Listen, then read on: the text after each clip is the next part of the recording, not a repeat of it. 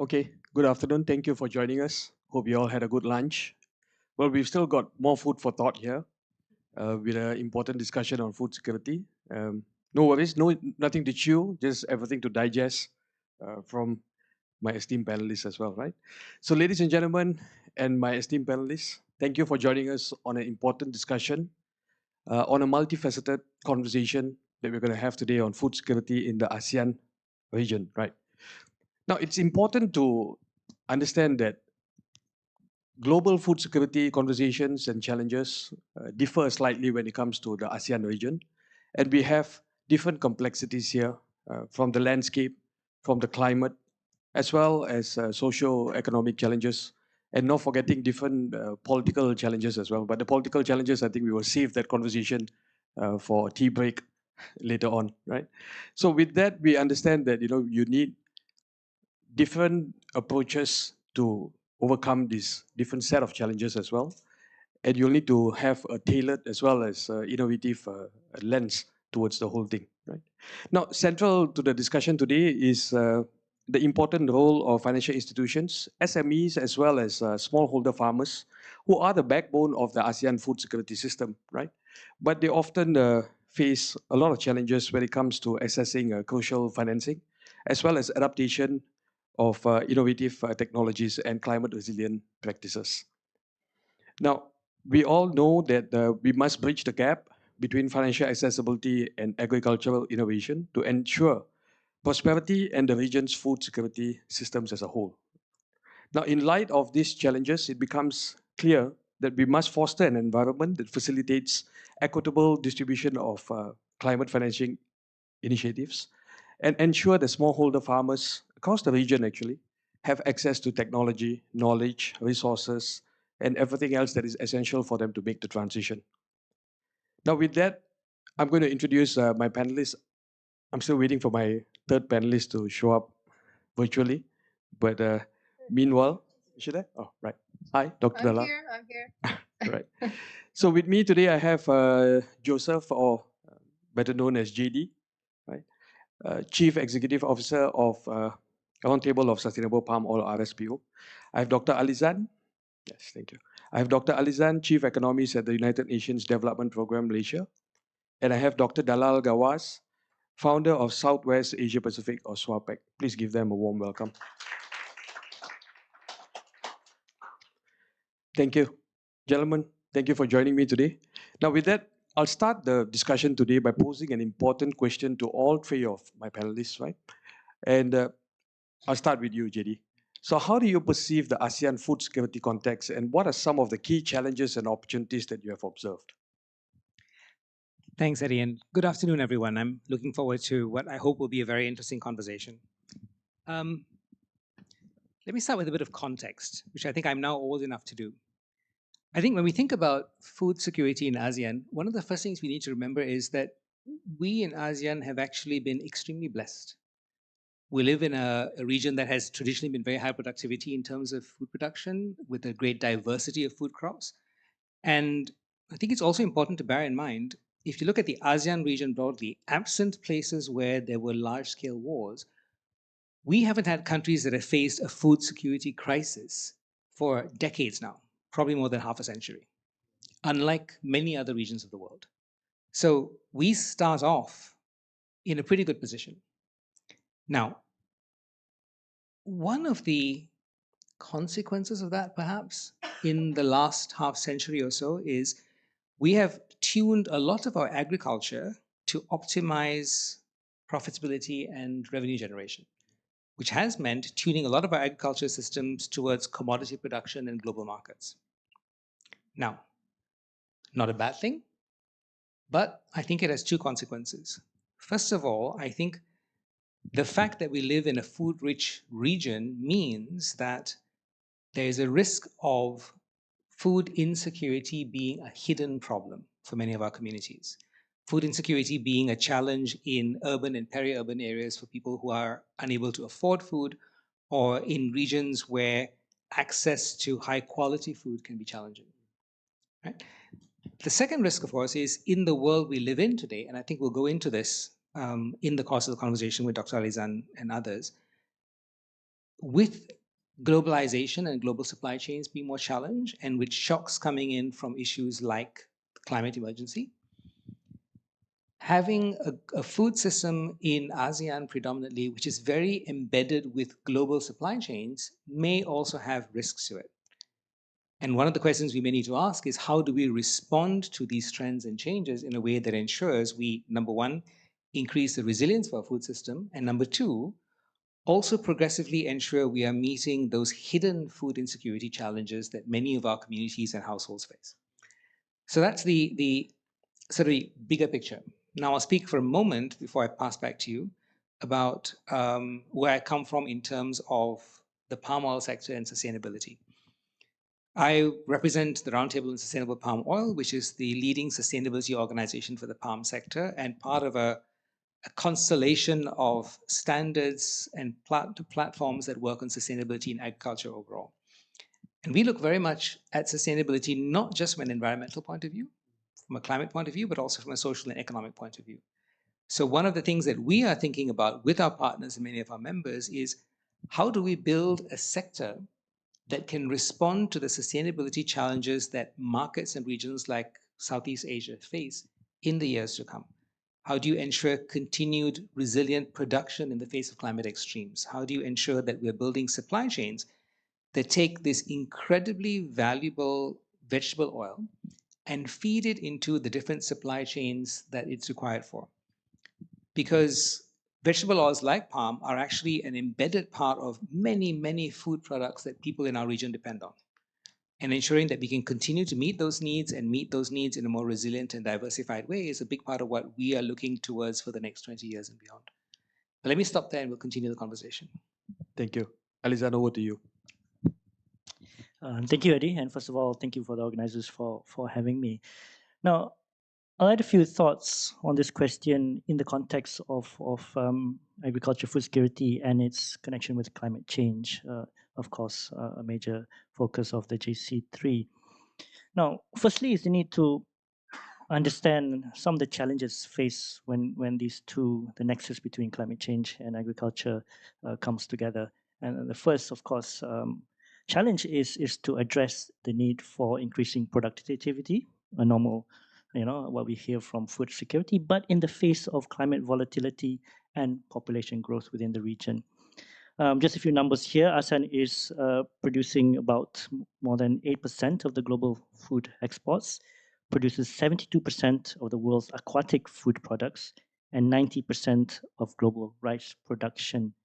So imagine if the region is hit by impacts of climate change, this will not only affect the supply chain within the region, but it will affect global food security. Now, looking forward, this will be even more challenging. The population in Southeast Asia is, of course, one of the fastest growing populations and will grow by about 100 million by 2035. So there are estimates that, alongside the climate volatility, this will push up demand for food by 40% by 2050.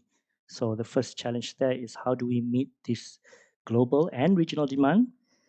Understanding that maybe the region will no longer even be a net exporter at one point in the future, and meeting as well facing all the issues brought by the climate volatility as well.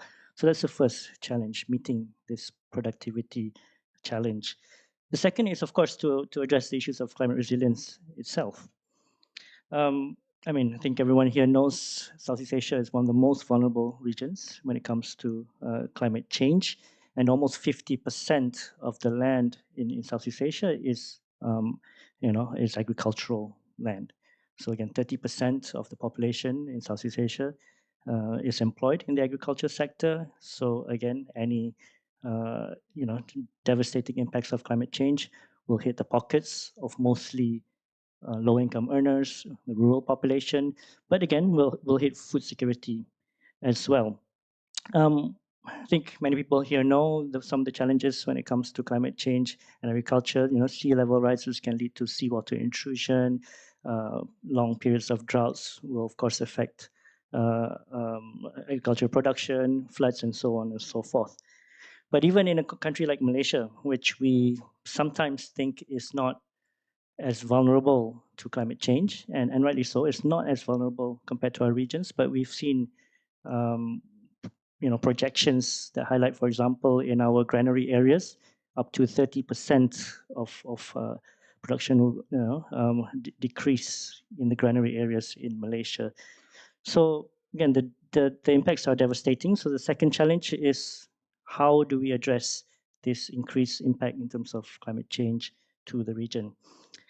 And the third is, in the context of climate change, agriculture is not only um, having to face the impacts of climate change, but also contributes to climate change in terms of its greenhouse gas emissions. Globally, agriculture contributes to about 20% of global emissions.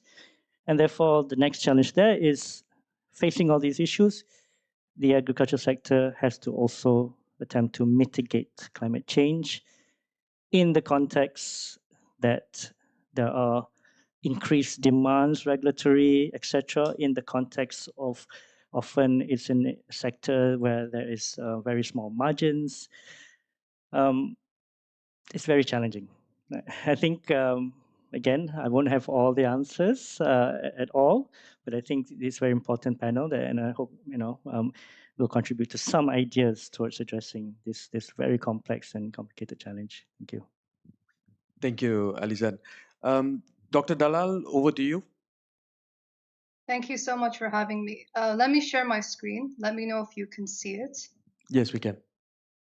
Okay, perfect. So hi, everyone. It's a pleasure to be here. I really wish I could have been there in person, but online will have to do. So, I just wanted to give a quick, let's say, introduction to, myself, my background, and, what we're going to discuss today, or at least give you some context.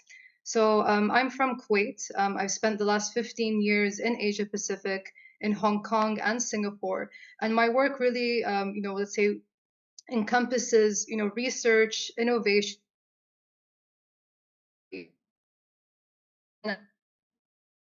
that to corporate part able to. I've startups from across the world, but also from the Asia Pacific region, and also been involved in incubation programs for the youth as well. So this is just a quick snapshot of some of the, let's say, exciting companies that are emerging, across the world, as well as in Asia Pacific. And it's something interesting because I would say when I first joined this sector around 5 years ago in the venture capital space and agri-food tech investing, there was a lot of capital readily available. And you could really see sort of the excitement to drive so many innovations forward, especially pre-revenue innovations. Of course, fast forward to today, this is not the same landscape or let's say financial environment for companies to fundraise when they are pre-revenue. So it is becoming extremely challenging. However, there are some examples that we can look at based on some of the let's say activities in the Southeast Asia region. So today, I represent my own consultancy, SWAPAC, which acts as a bridge between Asia Pacific and the GCC region. I contribute readily to reports as well as news articles on what's happening across both regions. And, I really wanted to, highlight that there are many synergies, especially when it comes to food insecurity and many countries trying to adopt innovation through government policies and strategic corporate partnership. So today I wanted to just highlight some of the statistics that were recently published in the Forward Fooding Economic Development Board of Singapore's report on the agri-food tech landscape in Southeast Asia. So when we look at this, what's interesting is across the Southeast Asian region, there are currently over 270 agri-food tech startups, as well as 250 investors that are supporting them. Investments, let's say between 2013 to today, to 2022, have encompassed around 3.3 billion euros. And there's also been a let's say, X increase in investments from 2018. When we look at the countries that are heavily investing in agri-food tech, you can see that Singapore is leading the way, whereas since 2013, they've invested around 1.3 billion euros, followed by Indonesia and Vietnam. The reason for, let's say, this, exponential growth in Singapore is because it is an international financial center, in the sense that there are many investment firms, both locally and internationally, that find Singapore as a strategic hub, and also many companies that are finding it, ideal to incorporate their headquarters, making it sort of an attractive environment to drive food tech innovation startups. Now, when we break it down into the categories of food tech investments, we can see that not all sectors fare the same. And what's interesting, of course, when the sector started off, was hospitality and food delivery, or what we classify as hospitality and retail tech, really took the bulk of investments. So in fact, food delivery represents the majority of funding in the region and takes up around 48% of that funding amount. If we look a bit closely, the other category which is receiving substantial amount of funding is agtech.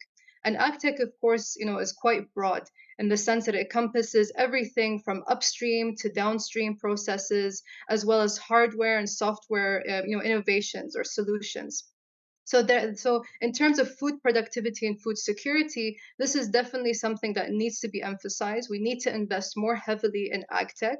Yes, it is important to control, let's say, the transportation of food, and make sure that it is readily available through food delivery services, but we still need to produce the food to begin with, in the first place. So what I wanted to also highlight, just to set the tone for our discussion today, is it's still nascent, but we are seeing that emergence of climate resilient ag tech solutions for the Asia Pacific region. So bear with me. What that means is there is an emerging, let's say, sector of investors that are moving towards a climate tech investment thesis. So what that means is, they are deploying investment vehicles and models that encompass transition finance, or even a blended finance model through philanthropy, as well as venture building and other means as well. What they're looking for are ESG metrics. So, it's not just about the ag tech solution to improve food productivity, but they want to see, other aspects in terms of carbon sequestration, the utilization of renewable energy, or, water conservation approaches. And I'll give you 3 examples. So on this chart, we have Umitron, which is a company, it's a Singapore Japanese hybrid, and they've partnered with Enios, one of the largest oil producers in Japan. So their platform is focused on aquaculture, and they have a combination of IoT sensors as well as software apps to help with traceability and quality assurance. So what they've managed to do in partnership with Enios is to apply their systems to do satellite monitoring and calculate the carbon sequestration data, by, let's say, measuring the abundance of seagrass around these aquafishery and aquaculture units. So this is one example. Another example is Seaforestation, which is an American-Filipino company that did receive a lot of investment, this year from the Temasek Livability Challenge. So although they didn't win, they did receive like honorary rewards and up to $300,000 in investments. What they propose to do is a deep-sea marine permaculture technique, which is to help, let's say, regenerate seaweed forests and increase carbon sequestration. So, just seeing that interest from different investors also highlights the importance. Another interesting technology, which isn't very new, but we are seeing an interest in companies that use alternative, let's say, renewable energy. So Sky Greens is a company in Singapore which uses a hydraulic driven urban vertical farming device. So it acts as a water pulley to trap rainwater, and with that move plants in the direction of sunlight. So these are some of the examples of what's happening, and it's great to see that there are startups that are working on this in the Southeast Asian or Asia Pacific region. So it's something that is growing steadily in terms of interest, and also in terms of the deal flow that we're able to achieve. Thank you. Thank you, Dr. Dalal. This is quite insightful as well, and thank you, my fellow panelists as well. I think what you guys have shared has given everyone a lot of context as well, and I think we also had a nice size of numbers as well to digest. So, but I want to get into further discussion. JD, I'm coming back to you. I'm circling back to you as well. Now, to ensure sustainable farming practices such as organic farming and water-efficient irrigation techniques, right? SMEs and smallholder farmers need access to financing. So I'm gonna ask you the heavy question, and most of the SMEs and smallholder farmers, they lack credit history and the requirement for high collateral impede the access for financing. So what can be done to change this predicament, so to say? Thanks, Eddie. So just picking up again on a few of the points that the panel pulled together from our earlier discussion. When you talk about the need for financing, and I'll start with the palm sector specifically, one of the biggest challenges we face in many parts of the region is the need to increase productivity, particularly acute in Malaysia, but certainly not in Malaysia alone. Now, what does this mean? Two things. One, for many of our producers, particularly the SMEs and smaller ones, investments in replanting, because a lot of our existing standing plantations are quite old. Productivity has gone down. Number two, investments also in automation, precision agriculture, mechanization, because the palm sector specifically right now is heavily dependent on labor, and that is both becoming less reliable given geopolitical shocks, but also increasingly expensive. So there is a need for financing. Now, as you rightly said, that need is particularly acute when you look at SMEs, and I break SMEs down into two categories.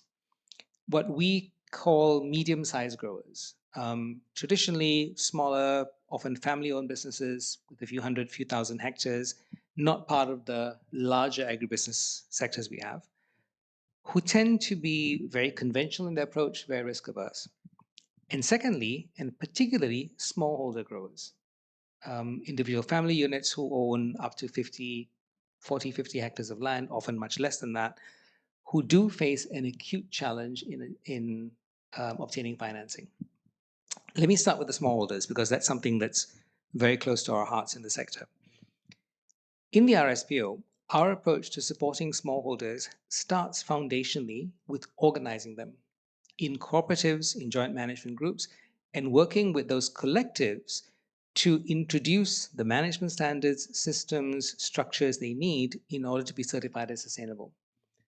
Now, from the financing point of view, the value of that is you are then creating a collective organization, often through a cooperative, that has both demonstrated their ability to meet standards, but also demonstrated their ability to manage their data, their financing, etc., in a way that makes them a lot more bankable. So very simple first order answer, look to these kinds of collective groups that are certified, that are operating effectively as the first target for financing support for climate transitions. They have demonstrated the ability to be able to manage resources. They have demonstrated the ability to be able to show results. And so this makes them, I think, much more bankable than individual smallholders. Now, for the medium growers, that's a different challenge, because I think one of the first things we probably need to do with many of those operators is get them to kind of lift their heads out of the attitude of, I'll just keep my head down and just keep churning out product, to get them to recognize that they do need to engage with this transition. Market demands are changing, regulatory demands are changing, and there is a need for them to embrace partnerships with financiers, with climate financing and others, to be able to realign their business models for the future. And particularly for those medium growers, I think, who are often the ones who are operating in the more climate vulnerable parts of the region, I sense at the moment there is either an inability or an unwillingness to recognize how dramatically the landscape is going to change in the years to come. So how we reach out to them, how we bring them into this conversation about the climate emergency and the need and the opportunity to build a very different financial transition model, that I think is one of the biggest challenges the industry faces. Thank you. I think it makes a lot of sense, and I think a collective approach definitely works as well. I'm going to jump to Dr. Dalal, and Dr. Dalal, perhaps you can share with us, how can innovative financing products and solutions help SMEs adopt sustainable food production practices and ensure food security for all? Absolutely. And what I wanted to do is like share an example of startups that are already providing solutions for this, helping to educate farmers as well as, support them with digitalization. So one example is a company called Jiva, which is a spin-off from Olam, the sort of the global agribusiness company. And what they do is they have, a SaaS platform where they support, everything from providing loans for smallholder farmers, educating them on different kinds of digitalization tools, as well as allowing them to adapt their own tools as well when it comes to crop management, fertilizer or pesticide deployment, as well as procurement and access to the marketplace. So this is quite interesting because Olam, with the Asian Development Bank, established, an 86.6 million loan agreement to support, this initiative, and they're targeting, countries such as Vietnam, Indonesia, Papua New Guinea, and many others to kind of support and drive this forward. Another example would be eFishery. I'm sure many of you have heard of this company. They're at their Series D at this moment. They're an Indonesian company which started off as an IoT or Internet of Things based technology where they deployed sensors on all types of aquaculture fish farms in Indonesia. They've been doing this for a long time. They were established in 2013. But what's interesting with them is that because they've been in the game for a very long time, they've managed to accumulate so much data as well as so many customers. I believe they had around 100,000 farmers to date. And what they managed to do is with all of this data, they deployed a fintech model to help farmers apply for small scale loans, as well as support them with credit scores to help them assess their risks accurately, especially when it comes to like losses and P&L within the system for aquaculture. So there are a lot of these emerging technologies that use like SaaS platforms that are helping all kinds of industries, as well as, like you rightfully said, are trying to connect with smallholder farmers. The reality on the ground is that there are huge discrepancies in terms of socioeconomic, let's say, classes of farmers across Southeast Asia, their access to sophisticated equipment, as well as, helping them to understand the, let's say, short-term as well as long-term benefits of digitalizing their processes. So it's something that I've been monitoring as well on the African continent. There are many of these platforms emerging at this moment, and they are receiving substantial funding across the world. So it's for venture capitalists, it's also a very interesting model to invest in because it's all SaaS or software based. So the returns are usually higher, but of course the actual work is challenging because startup founders have to really roll up their sleeves and get into the environment and meet as many farmers as possible with sometimes little or no government or corporate support.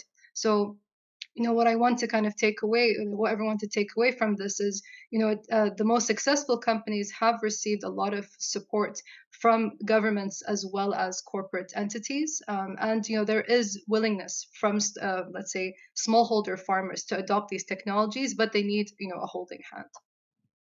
Thank you, Dr. Dalal. I think that's very interesting. So we've seen the traditional approach of financing as well as now we've heard about innovative approaches to financing as well. And I think for me that's a big wow on its own. But at the end of the day, to get all of this done, we also need supporting policies in place. So, Dr. Alizan, I'm going to come back to you. And what are some of the sustainable food production practices and policies that countries in the ASEAN region can adopt, or maybe have even adopted to ensure a good transition towards food security as well? Thank you, Eddie. I'll first start at the ASEAN level. The theme of our panel. ASEAN, of course, has a very strong focus on food security. You've got ASEAN integrated framework and so on. But as we know, although the objective and goal is very strong, translating into implementation is harder. We've seen during COVID-19, where in the food sector, it's one of the highest increases of both tariff measures and non-tariff measures. So we have to understand the food sector is quite naturally a very protected sector. And therefore, if we want to find for solutions, I think we may have to find for solutions especially in policies at the national level and even at the subnational and farm level is the reality of this challenge. I mean, there are various practices now that that are being implemented, especially at the farm level. And I'll go back to the first challenge of increasing productivity. I won't go into detail into the solutions. You've got these precision farming, integrated farming, and so on and so forth. But of course, these are very complex solutions, also those that are shared by Dr. Dalal, which requires a lot of IT or AI or Internet of Things, which is not the language that are spoken, especially by the smallholders and so on. And therefore, I think there's a lot of focus on, firstly, what the government is hand-holding and creating that awareness. Secondly, it's really a very, new area, especially when you talk about climate smart agriculture. So therefore, there's a lot of policies that are required to look into the R&D and to spend on R&D in terms of funding, in terms of really finding what the solutions are.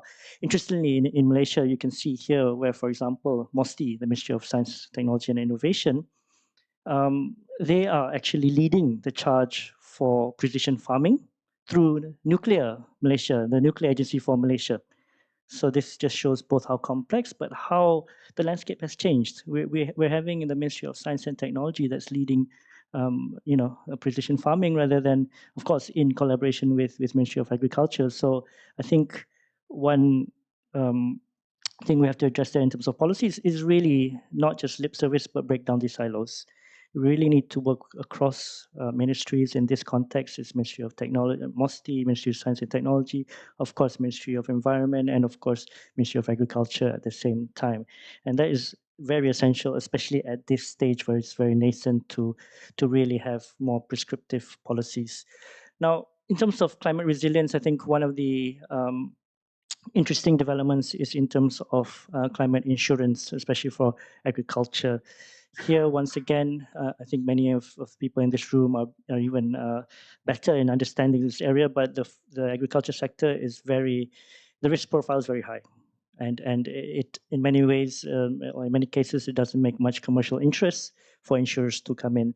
So this is where the government has to step in. For example, they can, and again, the designs are multiple. It has to be studied further, but the government can come in to, for example, provide backing in terms of the premiums itself. Government can also provide, even there are cases where government takes out the insurance themselves at, again, a cluster area. For example, it can be a district area. Palm oil in Malaysia could be maybe at the sustainable palm oil clusters and so on at a larger scale, because it doesn't make sense at a small scale. So in Malaysia, we can do this also at the state level. So this is where government can come in and provide that financial support. And finally, when it comes to addressing greenhouse gases, once again, I think there is a need to start piloting, what works. Of course, in Southeast Asia, where the predominant crop is rice, I think there's a lot of approaches such as SRI and so on that can work, but we have to test it out in Malaysia and see if it works, and then from there only will the policy prescriptions come. So it's still a nascent area, and I think there's a lot of learning by doing that needs to start now. I think we'll get there eventually, and it's a must. It's not a question of when will we get there, but it's an eventuality waiting to happen, right? Now, Dr. Dalal, I'm going to come back to more in-depth questions with you as well. Some SMEs may lack the necessary technical knowledge and expertise to implement sustainable agriculture practices effectively. Now, are there available resources to help them with the transition?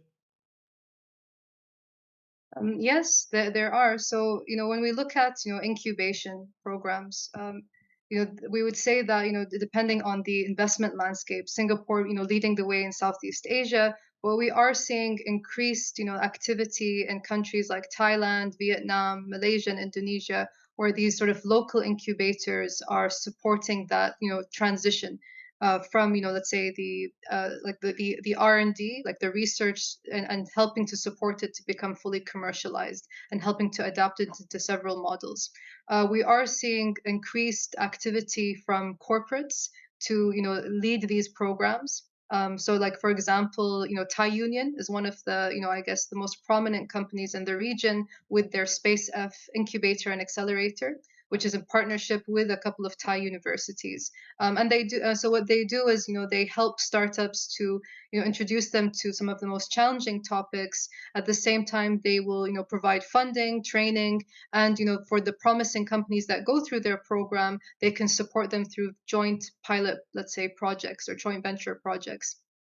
We can see the same thing with, Monday Nissen, Bueller, ADM. There are so many corporates, both local and international in this region that are providing sort of that entry level incubator, accelerator type of, programs for companies. I would say even from the educational level or institution, the education institutional level, there is a lot of interest to incorporate more courses on climate resilience and agriculture and food security.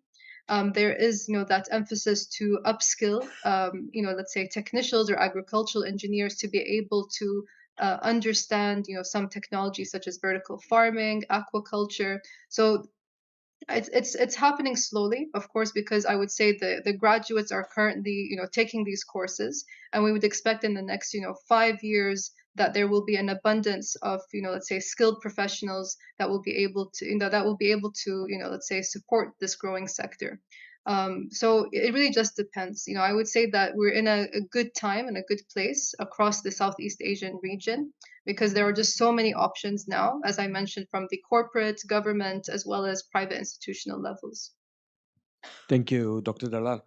I think it's very interesting to know that there is a support system out there from the ASEAN region itself, and I think smallholder farmers and SMEs just need to keep themselves in the game and get to know what is going on out there and get access to whatever that is available quickly. Now, JD, can SMEs help improve the market access for smallholder farmers, and what are some of the fundamental principles that they should have in place to foster this sort of partnership?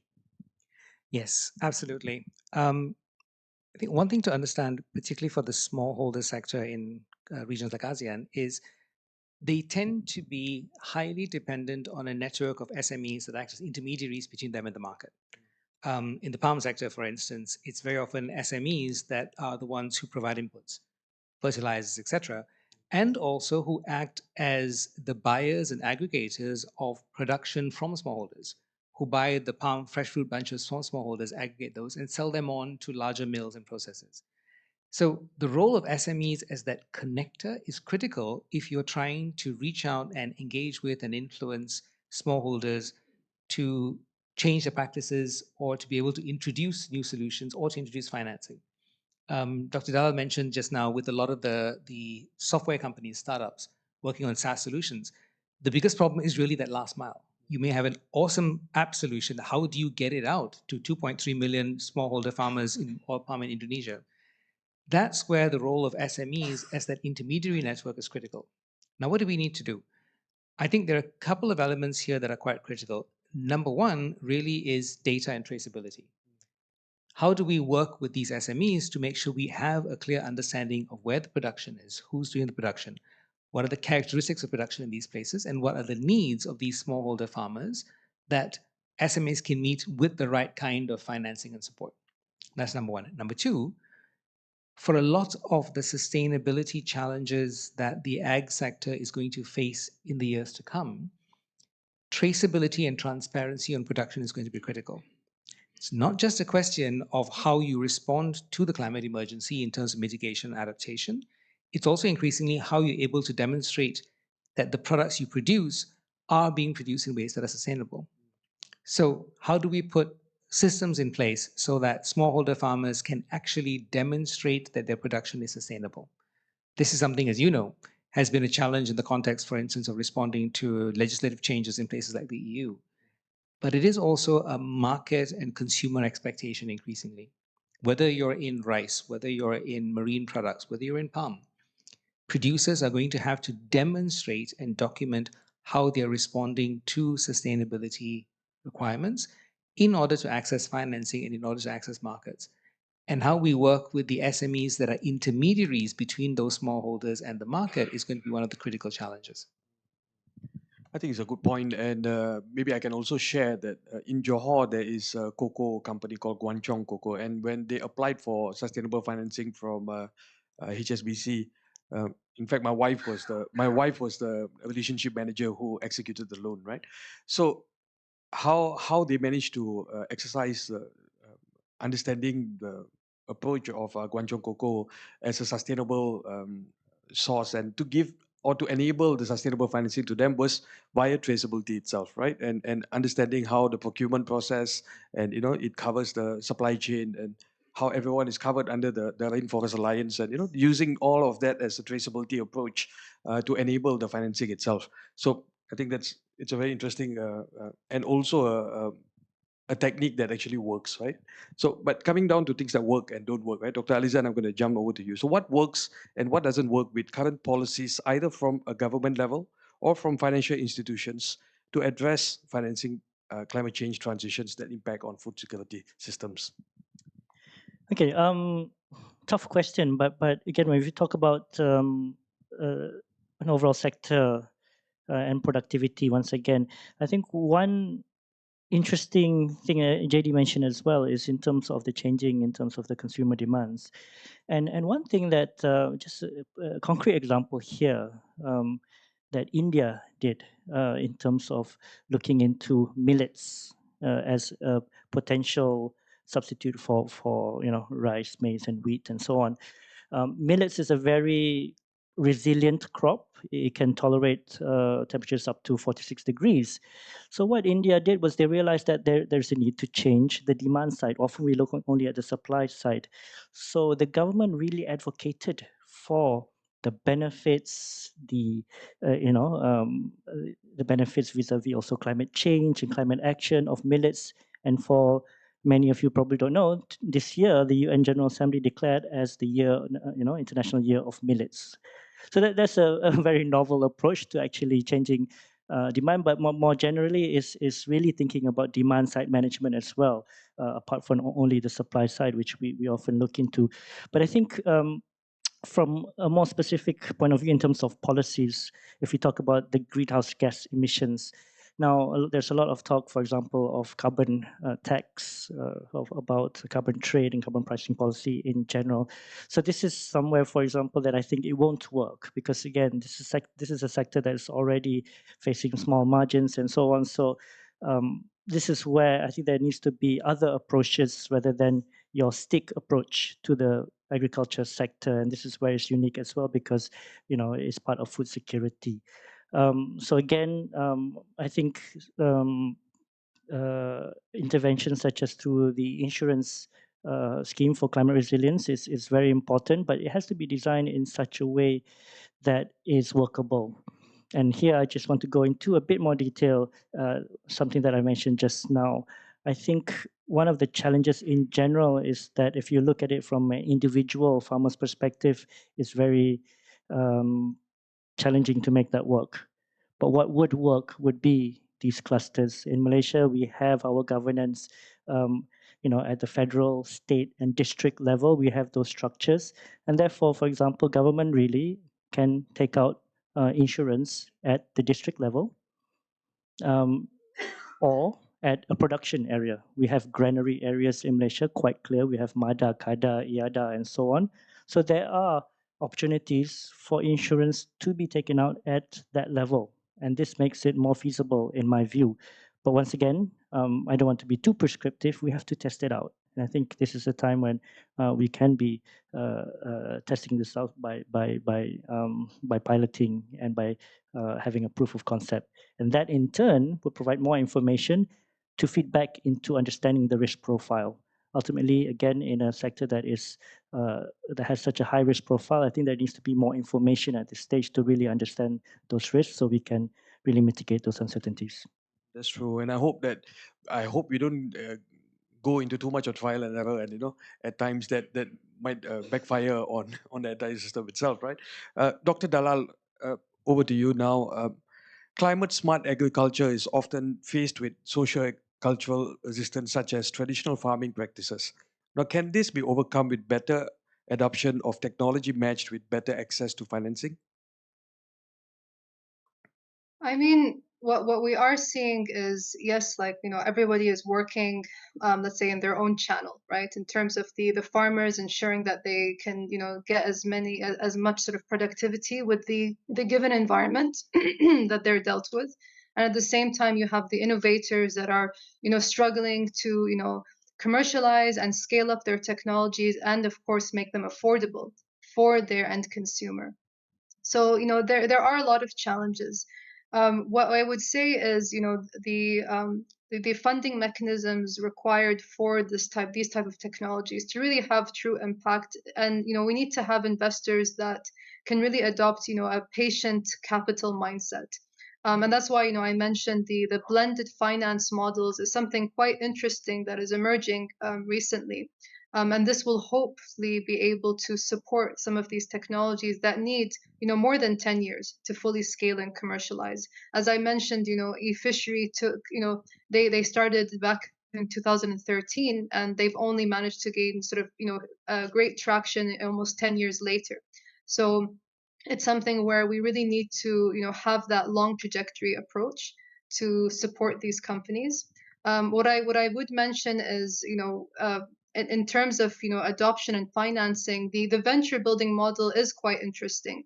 And since we were on the topic of rice, let's say solutions, there is I would say like a consortium that was formed last year by with Breakthrough Energy Ventures, which is backed by by Bill Gates. Which focuses on climate tech solutions in the U.S. And they formed a pact with a couple of investment firms in the Asia Pacific region, such as Wavemaker Impact, Temasek, and Gen Zero. So their venture building model is to support technologies to reduce the methane emissions associated with rice cultivation, which currently accounts for around 15% globally. So this could be like one approach.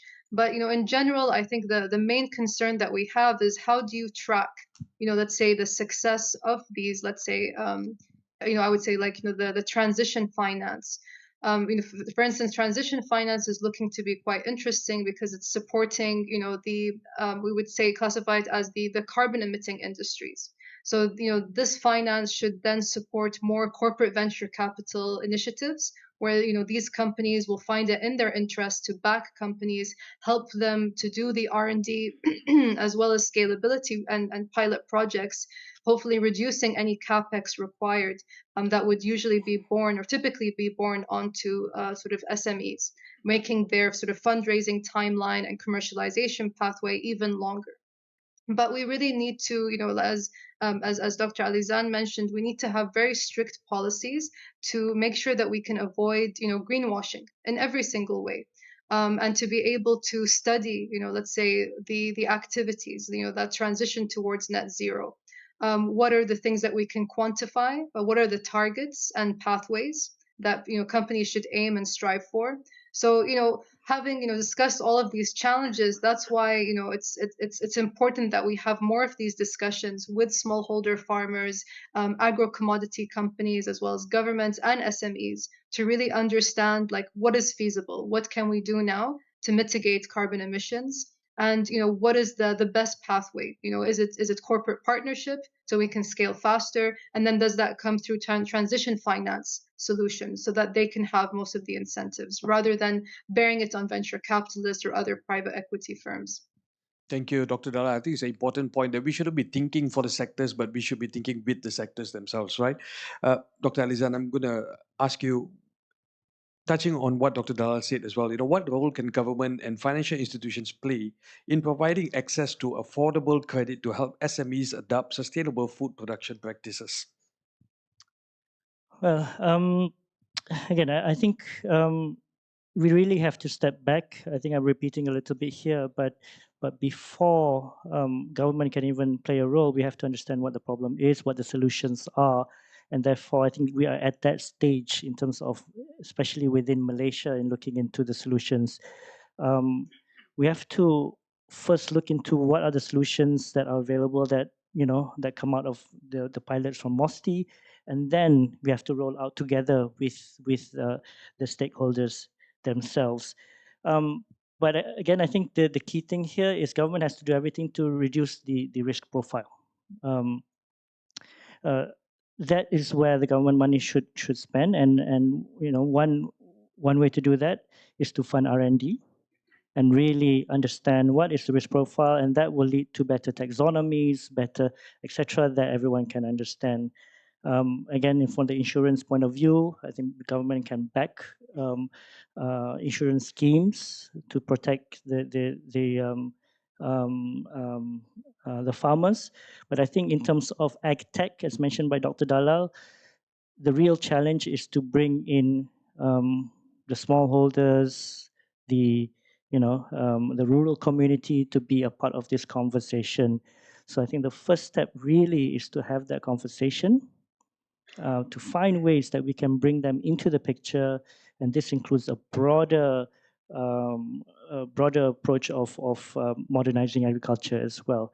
Now, one thing in terms of climate change in more general terms is I think that the easiest way for to build climate resilience by the government is actually to build the infrastructures that are capable of addressing climate change. Because I think a lot of it we're talking about is what can be done at the farm level, but there are many interventions that the government can do at the broader level. For example, I think we know that there's a lot of budget allocated for flood mitigation schemes.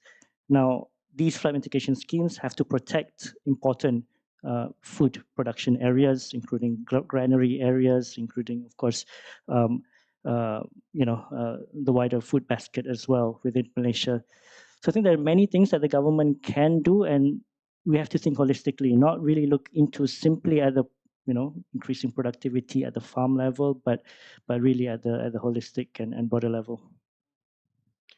Thank you. I think, yeah, the hardware and the software, we have to look at it from both angles, right?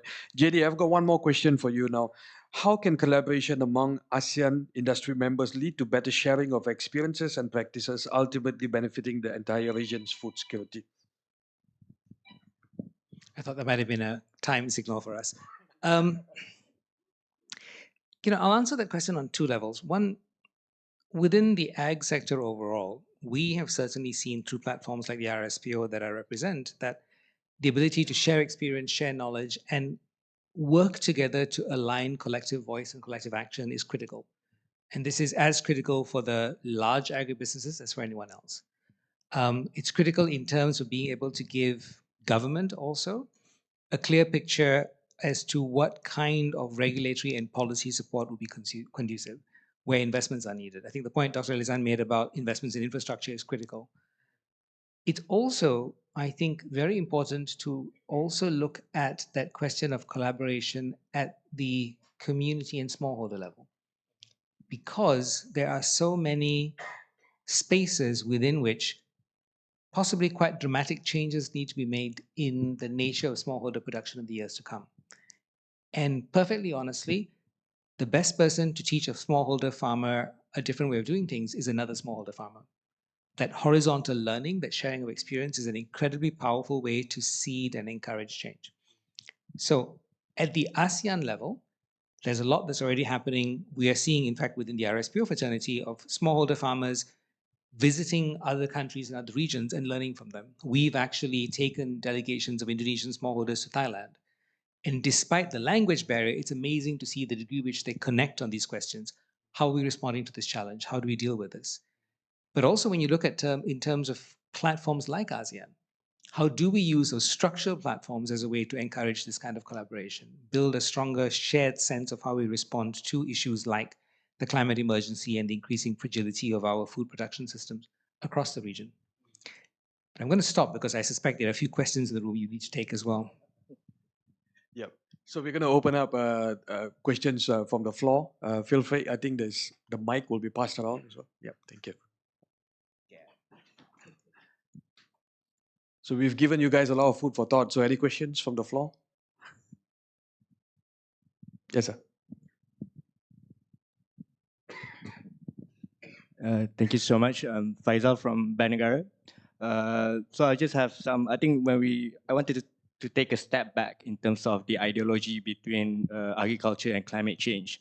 So when you talk about climate change where the policies are becoming more nature friendly and all that, that could have an impact on our food production. For example, when we want to cut down forests to build, or to cut down forests to build agricultural land, and that is something that is been kind of like frowned upon by a lot of things, especially on the Western regulators. So I think the palm oil sector has been done have gone through that.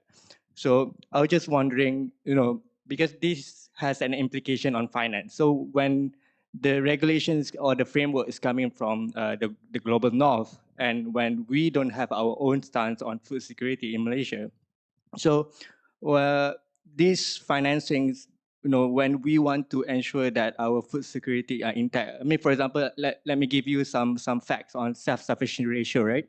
So when we talk about the the food that is necessities, like for example, rice, our meat, they are way below the self-sufficiency ratio. So if we were to continue to kind of like go on and ride the wave of climate change and ignore that, so we won't be able to self-sustain ourselves and we have to rely on others. So how would you reconcile these differences, and how would you reconcile,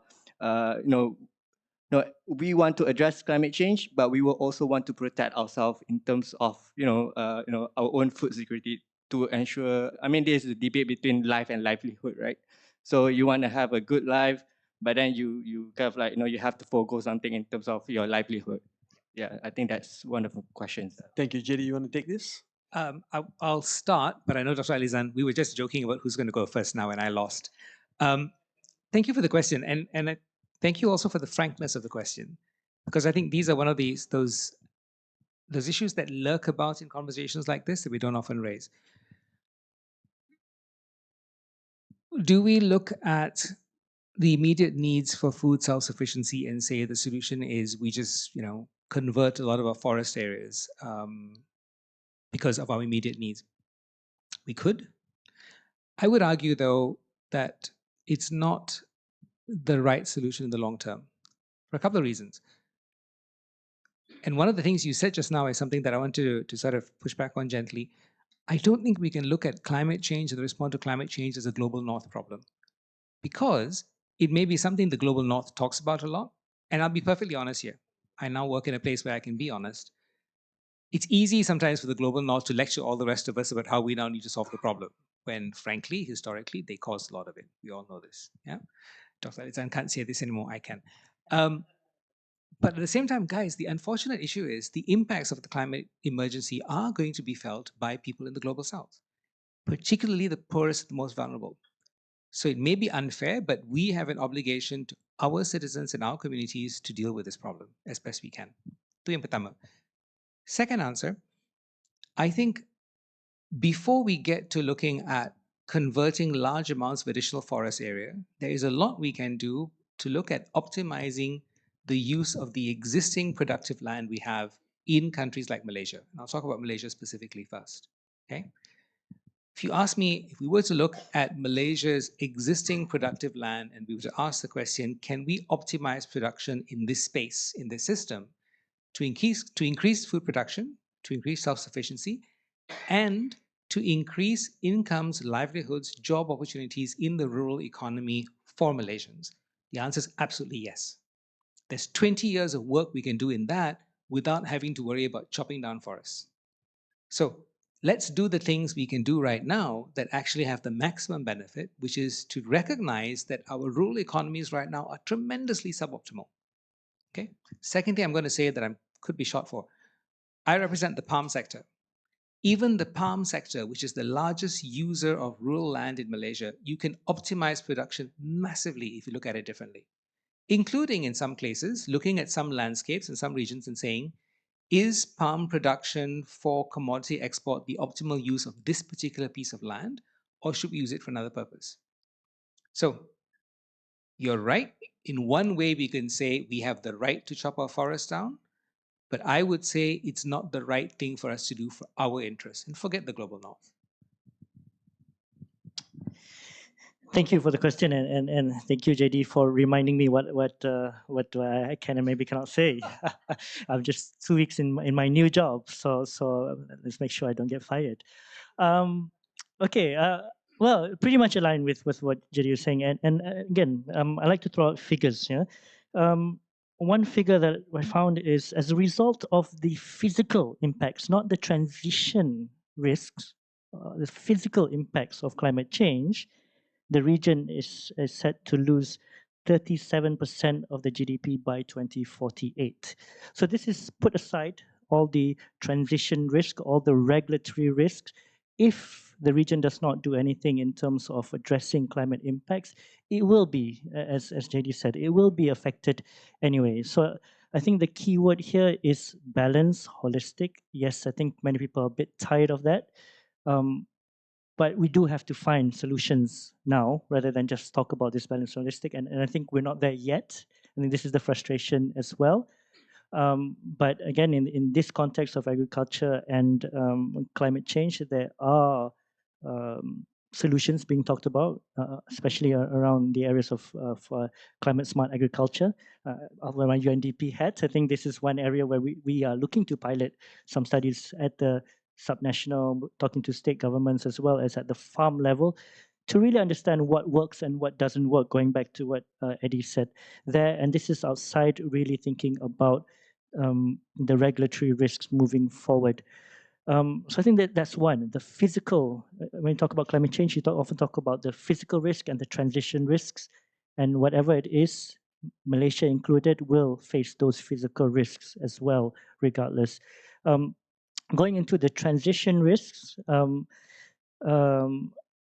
think that this is also a reality. I think in my view, although we may disagree with it, and Malaysia should, you know, rightly so, have a stand of again, as I said, food security, as you highlighted, is very protected sector, and rightly so. Malaysia should protect its food security sector, but then again, regardless of this, strategically speaking, we have to be prepared. We have to be prepared for all the regulatory risks that will come, maybe regardless of whatever happens in Malaysia, because Malaysia is a small and open economy.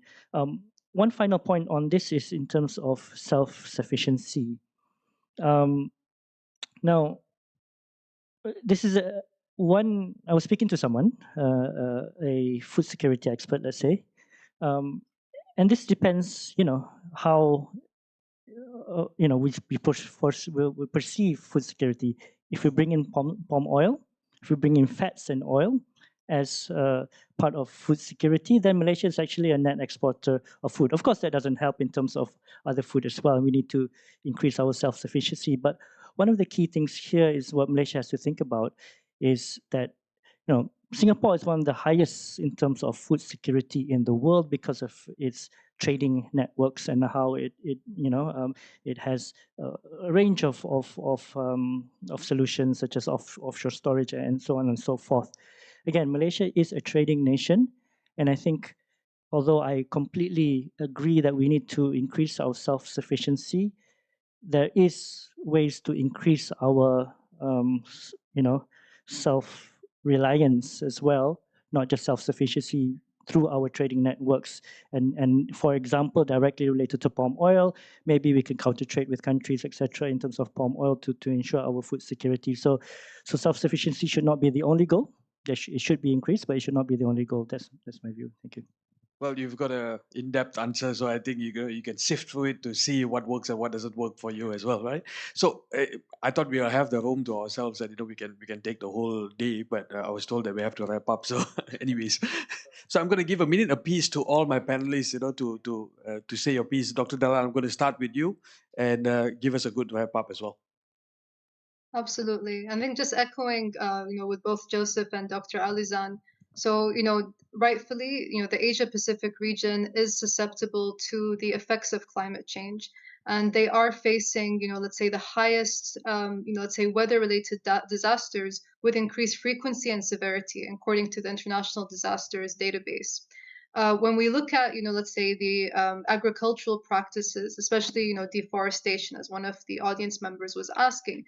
So, deforestation rate in, the Southeast Asian region is around 80 million hectares of forest, which is removed between 2005 to 2015. And the thing is, 73% of, let's say all deforestation goes towards commodity-driven projects. So as Joseph mentioned, how can we optimize the land that has already been claimed? beyond just let's say producing one crop? Can we utilize technology? Can we utilize, for instance, the upcycling systems to be able to generate even more value-added products? I wanted to give an example or a shout out to a company from Indonesia called Biteback, which does a lot of work with upcycled palm waste to utilizing insects to feed on it as a substrate, and then from the oil they create a biosimilar product to palm oil.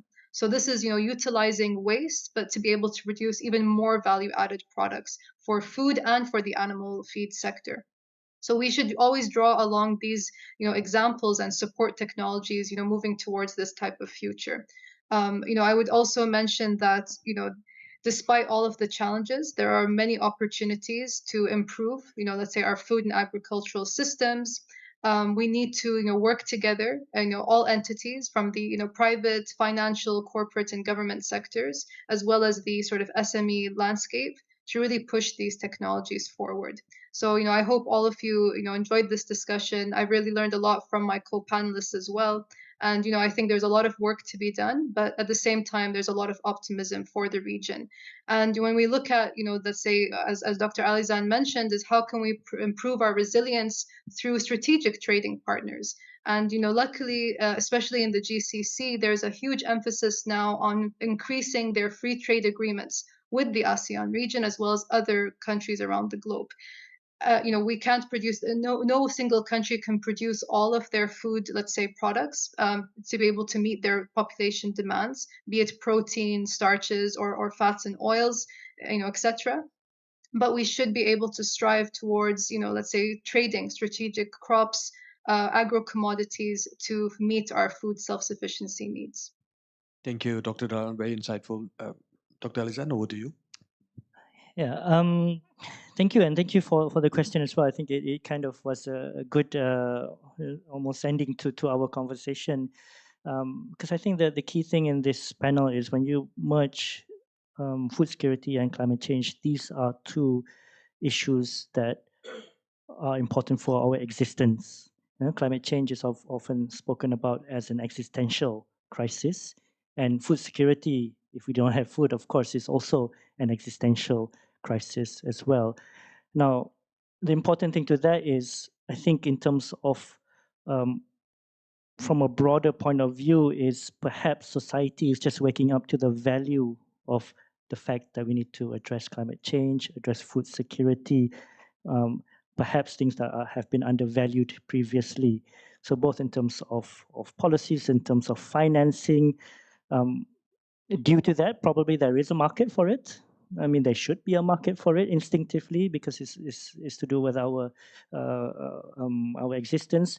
But then again, at the same time, there is a need to address, for food security, for example, to ensure that it's affordability and so on and so forth. So it's a very complex challenge. But again, I'll close off by what I've been repeating a few times. I think we're at that nascent stage where rather than we say do one thing or the other, is a time where we need to test out solutions at a smaller scale and find ways to learn from them and then upscale to a bigger scale.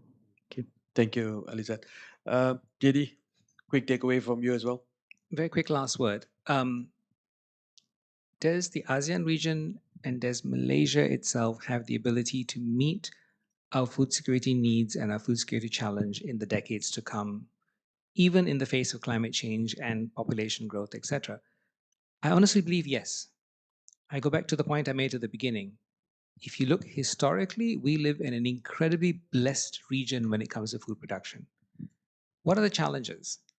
I think we need to start looking at our agriculture systems, our food systems, our rural economy as a space for creative finance, creative solution, innovation. To start directing the creativity and resources of our people to building out those sectors in much the same way that we've invested in fintech and startups and everything else over the last few years. The potential there is tremendous. And I think if we were to use our potential and our resources and our creativity, this region could be well positioned to meet its food security needs in the face of climate change in the decades to come. But that attention and that energy is needed. And I hope that's something that we can collectively turn our attention to. Well, there you have it, folks. Thank you to all my panelists. Please do give them a warm hand. And if any of you have more questions, I'm sure my panelists will still be more than happy to entertain more questions after this as well. Right, thank you. Have a good evening. Thanks, Eddie. Thank you.